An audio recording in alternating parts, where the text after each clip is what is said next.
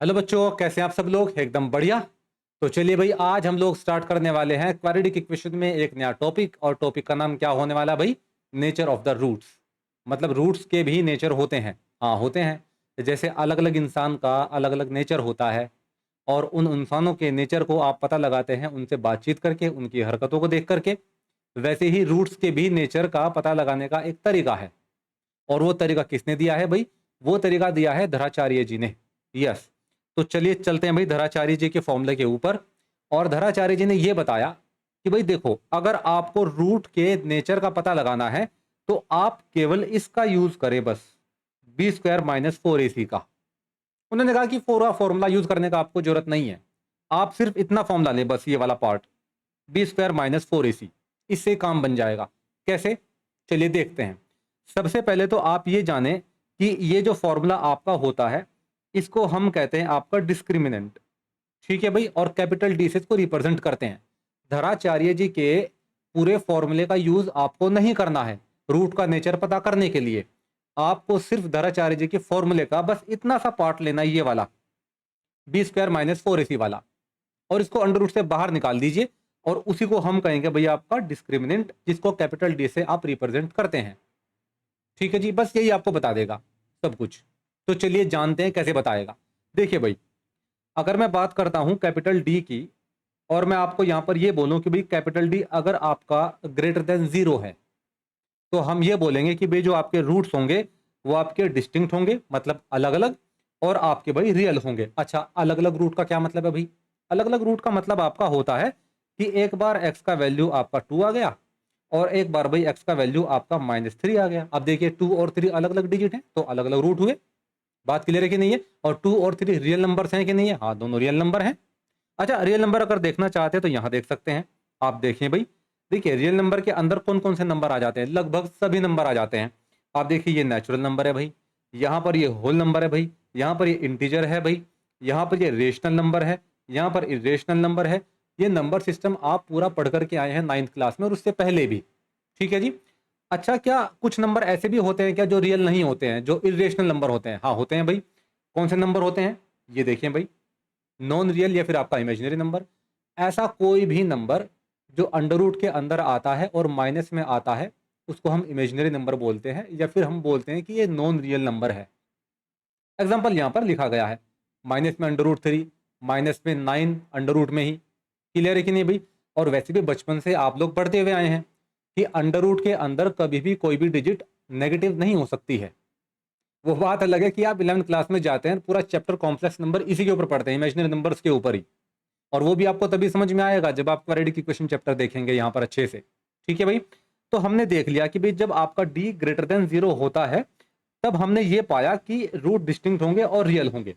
अच्छा, डी का मतलब क्या है भाई? आपका B square minus four A सी। इसका मतलब B square minus four A C greater than आपका जीरो, तो आपके रूट डिस्टिंक्ट और रियल। चलिए, अच्छी बात है। अच्छा भाई, क्या हो अगर डी आपका लेस देन जीरो हो जाए? अगर डी आपका लेस देन जीरो हो जाता है तो रूट्स आपके होंगे भाई इमेजिनरी रूट्स, और आपका बोले तो नॉट रियल रूट्स, या बोले तो आपका मतलब रियल नहीं होंगे, बेसिकली नॉन रियल रूट्स आपके होने वाले हैं। ठीक है कि नहीं भाई? अच्छा, डी का लेस देन जीरो होने का क्या मतलब है? डी लेस देन जीरो होने का मतलब है B square minus four A C less than zero. ठीक है भाई, यहां पर ही लिखा गया है।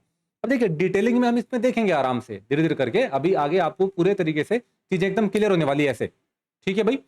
अच्छा जी, और अगर डी आपका जीरो के बराबर हो जाए भाई, तो क्या करेंगे? अगर डी कभी आपका जीरो के बराबर हो जाता है, मतलब बी स्क्वायर माइनस फोर इसी अगर कभी जीरो के बराबर हो जाता है, तो हम ये कहते हैं कि रूट्स आपके इक्वल होंगे और रियल होंगे। अब रियल आपको पता है क्या है, मैंने आपको बता दिया अभी। और रूट आपके इक्वल होंगे, मतलब ये कि एक्स की वैल्यू अगर टू है तो दूसरी वैल्यू भी कितनी आने वाली है? टू ही आने वाली है। इतनी सी बात है भाई। तो चलिए अब जरा इसको डिटेल में समझते हैं अच्छे से, एग्जाम्पल को लेकर के आराम से। देखिए भाई, ये रहा आपका पहला एग्जाम्पल, है ना, जिसमें हमको ये दिखाना है कि भाई ये जो हमारे पास में है, इसके जो रूट्स हैं वो क्या है भाई? आपका रियल है और डिस्टिंक्ट है। क्लियर है भाई? चलिए दिखाने की कोशिश करते हैं। ये रहा हमारा एग्जाम्पल कि भाई आपके पास में एक्स स्क्वायर है, आपके पास में यहाँ पर फाइव एक्स है, आपके पास में plus six equal to zero है। सबसे पहले चेक करेंगे कि स्टैंडर्ड फॉर्म में है कि नहीं है। हमने पाया कि हाँ भाई ये स्टैंडर्ड फॉर्म में है। आप इसको कंपेयर भी कर सकते हैं, A X square plus B X plus C equals to आपका 0। ठीक है, अगर आप यहाँ पर देखेंगे भाई तो आप पाएंगे कि ए की जगह यहाँ पर क्या है 1 है, बी की जगह आपका यहाँ पर 5 है, सी की जगह आपका यहाँ पर 6 है। अब ये ए बी सी की वैल्यू हमने कैसे पता करी कैसे नहीं, आप प्रीवियस वीडियोस में जाएं और वहां पर अच्छे से देखें, हमने बहुत डिटेल में वहां पर सब कुछ कवर किया है। ठीक है, तो यहाँ पर देखेंगे आप कि ए ये है भाई और बी आपका ये है और सी आपका भाई 6 है, यहाँ पे साइन के साथ में हमको वैल्यूज रखना है। तो चलिए अब इसका डी कैलकुलेट करने की कोशिश करते हैं, डिस्क्रिमिनेंट कैलकुलेट करने की कोशिश करते हैं। देखिए भाई आप यहाँ पर देखेंगे कि डी आपका होता है बी स्क्वायर माइनस 4ac। हमको पता ही है, हमने छोटा सा पार्ट लिया है द्विचार्य के फॉर्मूला का। चलिए तो d इक्वल्स टू बी का वैल्यू क्या है भाई 5 है, तो यहाँ पर हम कर देंगे 5 का स्क्वायर माइनस 4, ए क्या हमारे पास 1 है भाई इंटू 1 और सी हमारे पास में क्या है इंटू 6 है। तो यहाँ पर आप डी देखेंगे तो हमारे पास में क्या पहुँचता है भाई 25 माइनस आपका 24 और डी की वैल्यू आ जाती है 1 और यस डी हमारे पास में 1 है। इसका मतलब क्या है भाई कि जो रूट्स हैं वो आपके क्या है भाई रियल होने वाले हैं और आपके डिस्टिंक्ट होने वाले हैं भाई। चलिए भाई डिस्टिंक्ट क्यों भाई, हमको कैसे पता चला? क्योंकि हमको पता है कि डी जो है आपका वो ग्रेटर देन 0 आ गया है। अब अगर आपको ये कहा जाए कि भाई अगर ये रियल और डिस्टिंक्ट रूट हैं तो इनको कैलकुलेट करो, तो चलिए जरा देखते हैं भाई। अब ये तो पता चलेगा ना कि रियल और डिस्टिंक्ट है, लेकिन वो रूट हैं कौन से ये देखने की कोशिश करते हैं। चलो देखो इस इक्वेशन को आप देखें आराम से और इसको यहीं उतार लेते हैं। लो भाई ये आपका एक्स स्क्वायर प्लस आपका 5x प्लस आपका 6 इक्वल्स टू 0। हम यहाँ पर देखने की कोशिश करते हैं कि इसके रूट्स क्या क्या हैं। आपको पता ही है, मैंने आपको बताया था 6 के ऐसे फैक्टर भाई जिनको मल्टीप्लाई करके 6 आए और जिनको ऐड करके क्या आए 5 आए। तो भाई आपको पता ही है 3 2 आपका 6 होता है। चलिए तो यहाँ पर आपका हो जाएगा x square plus 3x plus 2x plus 6 equals to 0। ये फैक्टराइजेशन मेथड है, हमने प्रॉपर इसके ऊपर एक वीडियो कवर की है, आप जाएं वहां पर और आराम से देखें। ठीक है, तो चलिए यहाँ अगर आप देखेंगे तो x यहाँ से कॉमन आ सकता है, तो यहाँ पर आ जाएगा x प्लस 3 और यहाँ पर आ जाएगा 2 कॉमन, यहाँ पर आ जाएगा x प्लस 3 इक्वल्स टू 0। तो यहाँ x प्लस 2 और x प्लस 3 आपका आ जाता है भाई इक्वल्स टू 0। तो हमने ये देख लिया भाई कि x प्लस 2 को अगर आप इक्वल्स टू 0 रखते हैं तो यहाँ पर वैल्यू आता है -2 और अगर आप x प्लस 3 को रखते हैं इक्वल्स टू 0 तो यहाँ पर वैल्यू आता है -3। और आप देखेंगे यहाँ पर कि -2 और -3 दोनों ही क्या है रियल है और दोनों ही डिजिट अलग अलग ही नहीं है भाई। 2 आपका 2 है, 3 आपका 3 है, अलग अलग है दोनों, सेम डिजिट तो नहीं है। और यही हमको प्रूफ भी करना था यहाँ पर कि अगर कभी भी डी अगर आपका ग्रेटर देन 0 होता है तो रूट्स हमेशा रियल और डिस्टिंक्ट होते हैं, अलग अलग होते हैं। तो मुझे लगता है कि ये आपको समझ में आया होगा। तो चलिए अब जरा चलते हैं हम अगले एग्जाम्पल की तरफ, जिसमें हम ये सीखने वाले हैं कि अगर कभी डी लेस देन 0 हो जाए तो हम ये कैसे मानेंगे कि जो रूट्स हैं वो आपके इमेजिनरी हैं या जो भी हैं। चलिए भाई जरा देखते हैं। सबसे पहले तो हम यहाँ पर भी वही करेंगे कि ये एग्जाम्पल हमारे पास में है भाई और हम कोशिश करेंगे इसका डी कैलकुलेट करने के लिए। चलिए भाई अगर मैं यहाँ पर देखूँ तो मुझे पता है कि डी आपका होता है B square minus 4ac। -4ac होता है भाई, प्लस नहीं होता है, -4ac। चलिए ठीक है, इक्वेशन को देख करके आप साफ बता सकते हैं कि a जो कि एक्स स्क्वायर का कोफिशिएंट है यहाँ पर आपका 1 है, b जो कि आपका यहाँ पर x का कोफिशिएंट है वो आपका यहाँ पर 2 है और c यहाँ पर आपका +5 है जो कि कांस्टेंट है। चलिए अब इन वैल्यूज को उठा करके भाई यहाँ पर रख दें आप। तो d इक्वल्स टू बी का वैल्यू कितना है भाई आपका 2, तो यहाँ पर भाई आपका 2 का स्क्वायर, यहाँ पर 4 इंटू आपका a कितना है भाई आपका a आपका 1 है और c कितना है भाई c आपका यहाँ पर भाई आपका 5 है। तो आप देख लें भाई तो 4, अच्छा यहाँ पर क्या आएगा, यहाँ पर माइनस आएगा, प्लस नहीं आएगा भाई, यहाँ पर आएगा आपका -4 माइनस ये आ जाएगा आपका 20। तो आंसर कितना आया -16। इसका मतलब यहाँ पर अगर आप देखेंगे तो d आपका लेस देन 0 है और इसलिए जो आपके रूट्स हैं भाई यहाँ पर वो क्या होने वाले भाई आपका इमेजिनरी आपका रूट्स होने वाले हैं।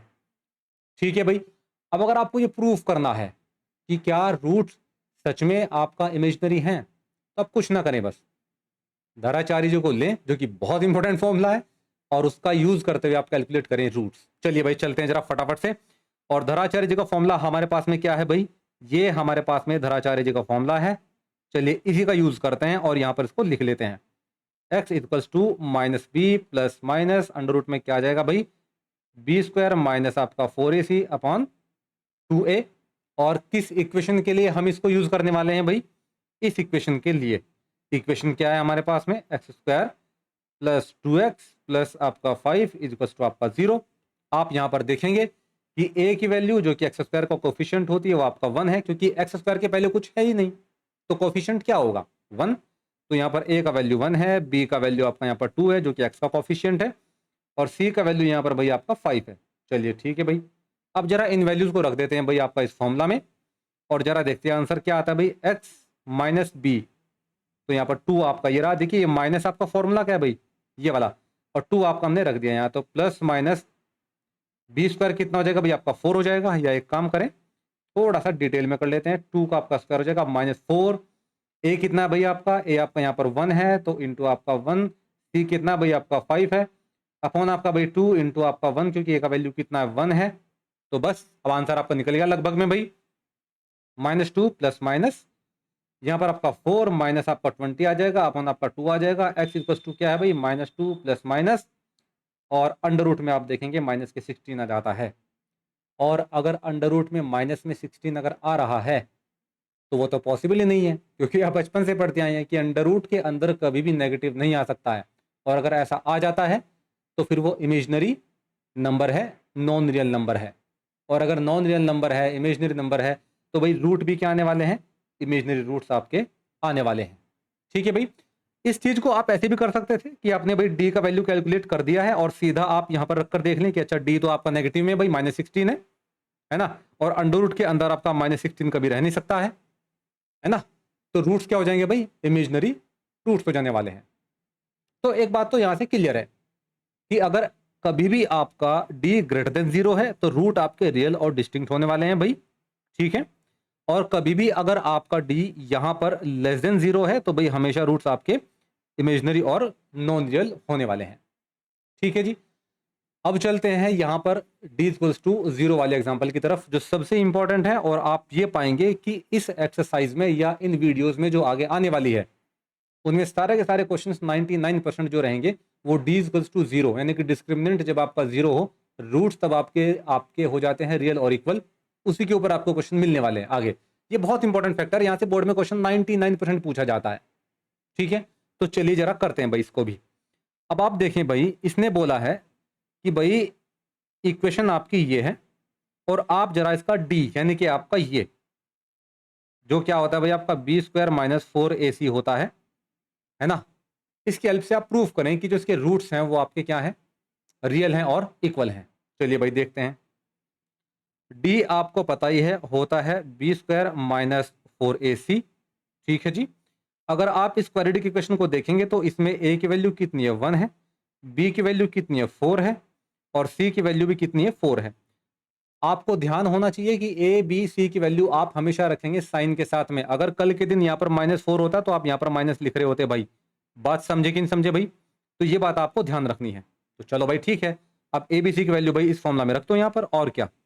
तो यहाँ आप पाएंगे कि d इक्वल्स टू बी का स्क्वायर, बी कितना है भाई आपका? 4 है, ये लिखा हुआ है भाई, इसका स्क्वायर माइनस 4 इंटू आपका a कितना 1 है, और c कितना भाई आपका 4 है। चलिए बढ़िया, तो d यहाँ पर क्या हो जाएगा भाई? 16 -16, और d इक्वल टू आ जाता है यहाँ पर 0। और d अगर यहाँ पर 0 है भाई आपका, तो सीधी सी बात है हमारे जो रूट्स होने वाले हैं वो क्या होने वाले हैं? Real and equal. और अगर आपको यकीन नहीं आता है तो कैलकुलेट करके देख लेते हैं, कोई बात नहीं। चलिए भाई, अच्छा इसका जो कैलकुलेशन है अगर हम उसकी बात करें तो उसको भी कैलकुलेट करने के भी 3 मेथड हमारे पास में है। चलिए सबसे पहले हम देखते हैं जरा अपने मेथड से, जो हमारे पास में नंबर 1 मेथड है भाई। अगर हम नंबर 1 मेथड की बात करते हैं तो इसमें तो हमारा जो ट्रेडिशनल जो मेथड है फैक्टराइजेशन, उसी का यूज करते हैं भाई। चलो तो यहाँ पर आप देखें भाई, एक्स स्क्वायर प्लस आपका 4x प्लस 4 इक्वल टू आपका 0। तो ये हो जाएगा भाई एक्स स्क्वायर प्लस आपका 2x प्लस आपका 2x प्लस आपका 4 इक्वल टू आपका 0। ऐसे हमने क्यों लिखा भाई? ऐसा हमने इसलिए लिखा है भाई क्योंकि हमको एक बात का पता है कि 4 के हमको ऐसे फैक्टर करने हैं जिनको मल्टीप्लाई करके 4 आए और ऐड करके भी क्या आए? 4 आए, और वो 2 इंटू 2 ही हो सकता है। ठीक है, तो यहाँ से कॉमन क्या आएगा? यहाँ से कॉमन आ जाएगा x, यहाँ पर जाएगा x प्लस 2, यहाँ पर आपका 2 कॉमन, यहाँ पर भी आपका x प्लस 2 इक्वल टू आपका 0। तो आप पाएंगे कि x प्लस 2 इक्वल टू 0, और यहाँ से भी भाई आपका x plus two equals to आपका 0, ठीक है भाई। और यहाँ से आ जाएगा x equals to minus two, और यहाँ पर भी आ जाएगा आपका x equals to minus two, ठीक है जी। अब आप यहाँ पर देख रहे होंगे कि रूट्स दोनों इक्वेशन के क्या हैं, सेम है और रियल भी है, क्योंकि माइनस टू और माइनस टू रियल नंबर की कैटेगरी में आते हैं, और टू दोनों ही क्या है, रूट्स रियल हैं। अब इस क्वेश्चन को या इसके रूट्स को हम एक दूसरे मेथड से निकालने की कोशिश करते हैं। चलिए दूसरा मेथड हमारे पास में क्या है भाई, देखते हैं क्या है। आपको पता है कि अगर आपके रूट्स यहां पर रियल और इक्वल हैं तो डी आपका क्या आने वाला है, 0। तो एक काम करें ना भाई, यहां पर जो आपका डी है इसको क्या रख दें, आप 0 रख दें, ठीक है कि नहीं है। अगर आप इस डी को 0 रखेंगे तो आप ये पाएंगे कि आपका जो x है इस फॉर्मूला से वो क्या आ जाता है, माइनस बी बाई 2a। और ये बहुत इंपॉर्टेंट फॉर्मूला है, जब भी आपको वो बोलेगा कि d इक्वल्स टू 0 है तो इस क्वाड्रेटिक इक्वेशन के रूट्स निकालें, तो आप हमेशा डायरेक्ट जो था इसका यूज करेंगे हमेशा। ये मेथड आपको आता है नो डाउट, इसमें कोई प्रॉब्लम नहीं है, ये हम सीख चुके हैं। लेकिन अगर हम इस मेथड की बात करते हैं तो ये आपके लिए एकदम नया है। आपको बस पता होना चाहिए जब जब वो आपको बोलेगा कि रूट्स आपके रियल और इक्वल हैं, तब तब आप ये फॉर्मूला यूज करने वाले हैं भाई, ठीक है कि नहीं है। तो यहाँ पर b और a की वैल्यू कहाँ से निकालेंगे, इक्वेशन से भाई। इक्वेशन कहाँ है, ये रही। इसमें b और a क्या है भाई, ये बताया हमने कि b और a क्या है भाई। यहाँ पर आप देख ले, लिख दे भाई आप यहाँ कि अगर आप यहाँ देखेंगे तो b हमारे पास में यहाँ से क्या है भाई, आपका 4 है। और अगर आप देखेंगे a हमारे पास में क्या है यहाँ भाई, आपका 1 है। तो बस x इक्वल्स टू यहाँ पर क्या हो जाएगा, -4, क्योंकि b की वैल्यू आपका 4 है और माइनस आपका फॉर्मूला में ही है 2 इंटू आपका 1, तो x की वैल्यू यहाँ पर क्या आई, -2। अब आप सोच रहे होंगे कि सर यहाँ पर तो ये x -2 है, जबकि आना चाहिए था एक और -2। भाई यहाँ पर इसका यही मतलब है, अगर एक बार आंसर निकल जाता है -2 तो इसका मतलब वो क्वाड्रेटिक इक्वेशन का आंसर है और वो डिग्री 2 का आपका इक्वेशन है। और इसका मतलब ये है कि उसके रूट्स भी 2 ही आने वाले हैं। तो यहाँ पर एक -2 है तो दूसरा भी कौन सा होगा भाई, आपका -2 ही होने वाला है। बात ठीक है कि नहीं है भाई, यहां तक क्लियर हुआ, बहुत बढ़िया। आगे बढ़ते हैं भाई यहां से। तो एक तो तरीका आपका ये हो गया जो बहुत आसान तरीका है, और जब भी आपसे पूछेगा आप इसी मेथड को यूज करेंगे भाई। इस मेथड को 1 मिनट से भी पहले में आपका आंसर निकल करके आ जाएगा, इसको आप करेंगे, ठीक है, इसको भी यूज कर सकते हैं अगर आपको ये समझ में नहीं आता है तो। लेकिन मुझे लगता है कि ये समझ में आ गया होगा, और आगे हम इसके ऊपर बहुत सारे क्वेश्चंस करने वाले हैं, ठीक है। तो ये हमने आपका देख लिया भाई, चलो ठीक है। अच्छा एक और तरीका है क्या, अगर आप ध्यान से देखें और आप थोड़े से स्मार्ट हैं पढ़ने में, तो आप ये पाएंगे कि जब जब आपका डी 0 होने वाला है तब तब आपकी जो क्वाड्रेटिक इक्वेशन है वो तब तब आपका कंप्लीट स्क्वायर फॉर्म करेगी भाई। क्या फॉर्म करेगी, कंप्लीट स्क्वायर। कैसे, आप देखिएगा भाई कैसे फॉर्म करती है कंप्लीट स्क्वायर, दिख रहा है क्या भाई, हाँ दिख रहा है।